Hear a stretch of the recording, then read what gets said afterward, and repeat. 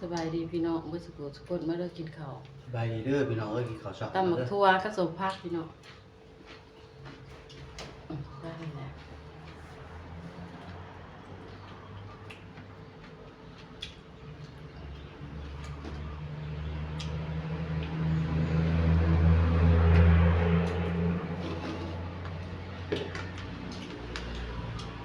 เริ่มใส่น้ำตาลแล้วป่ะตามติดใจกรอบง่ายได้ง่ายได้ดีลูกเดียว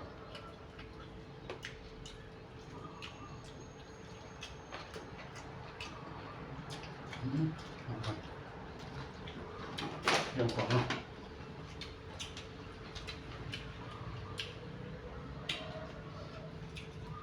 น้ำตาลไม่ได้ที่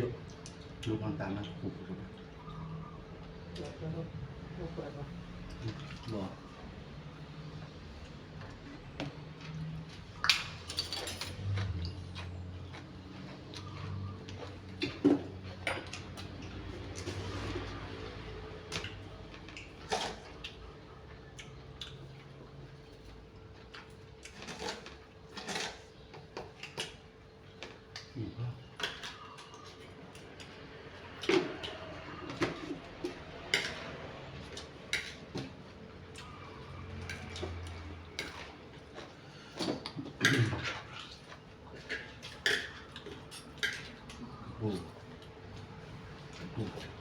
ปูหมา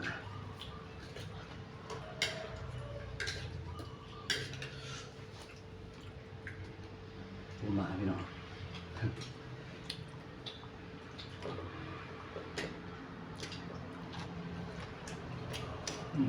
ขอบคุณน้องหน่อย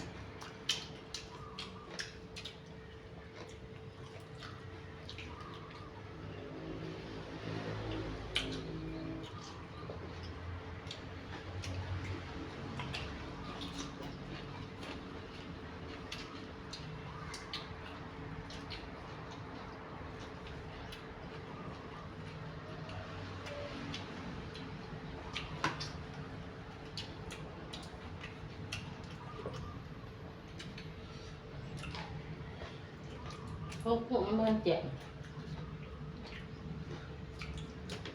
ก็ปกติจ้ะเขาบอกเรียกหางยกโม่งแจ่มนะนี่ลูกมือจะทำตีหาพวกโม่งกันละกูมืออะไรอย่างเงี้ยมือเด่นนะเป็นยังปกติเห็นแจ่มกำลังหกโม่งอันนี้หกโม่งทำตีหามือก็คื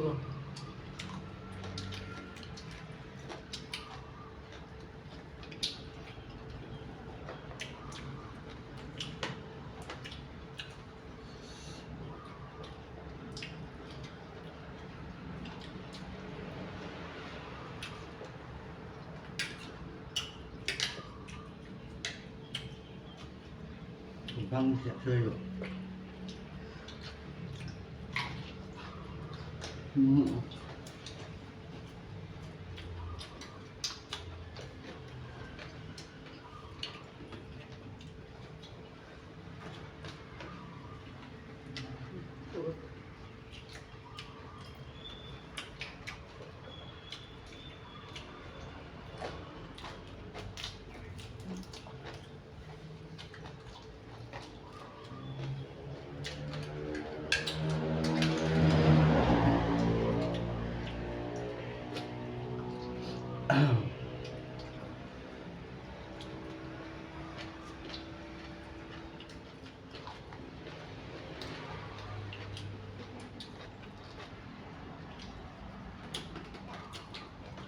มาขึ้นเชียงแล้วสวยมากทุก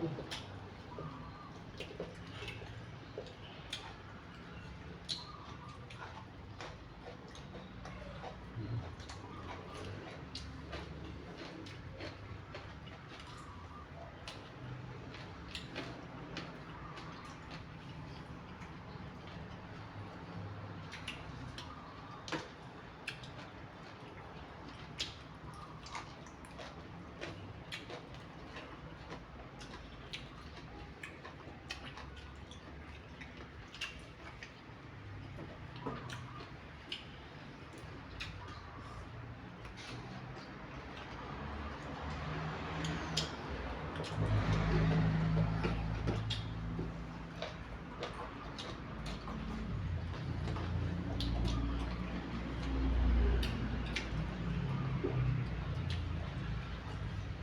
อ้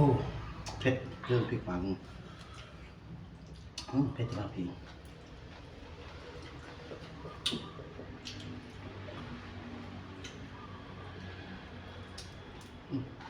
กระปูนี่ทอดบุดชิ้นอะไร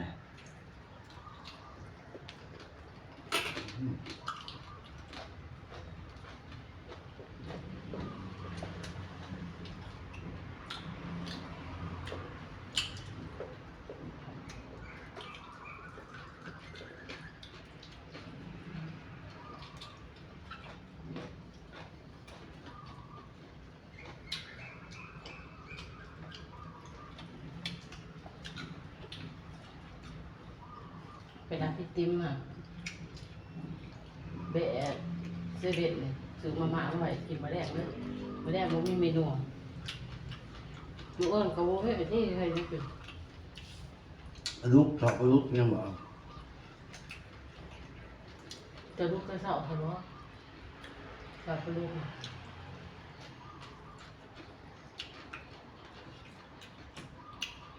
7 โมงมันจะลุก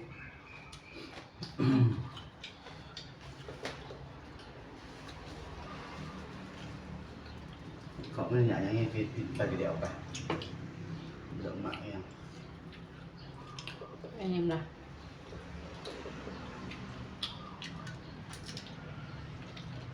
พี่ปู่เนี่ยแห้งที่เขาดิ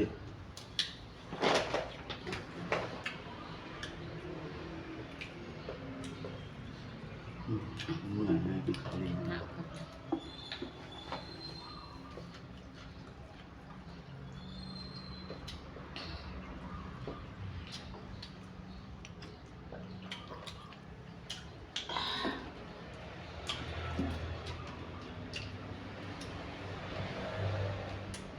เดี๋ยวก่อนถอดจะได้กินไปเล่นวัดสิอ้อใส่ถุงมันส่งอ้อก็ต้องซื้อปัดอีตูอีกเนี่ยสะอาดเท่าที่มีเท่าที่เห็น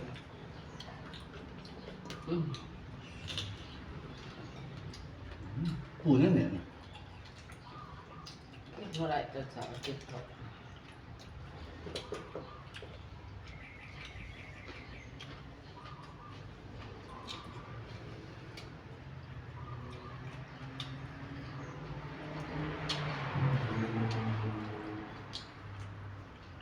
ถ้ามันสิบีอะไรสัมบี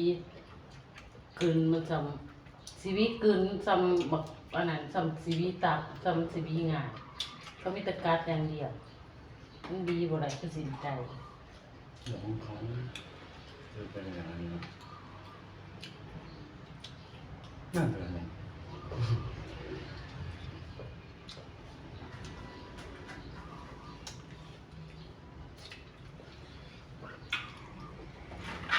ทำตัวเรากับปู่เราเป็น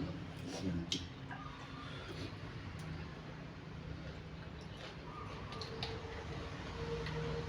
จะเอาเขาที่เขาจะลุกมากินแหนกอ่ะ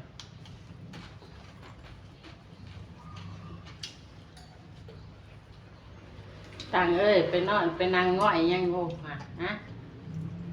ง่อยอีสังมาลงไปกินปลาทูกินบ่ปลาทูบ่ลงมาเด้อเข้าไปมุ้งสันกระดาษ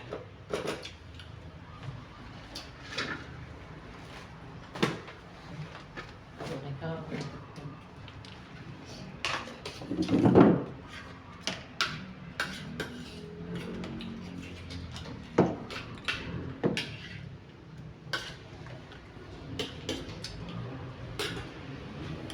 อิ่มเลยพี่น้อง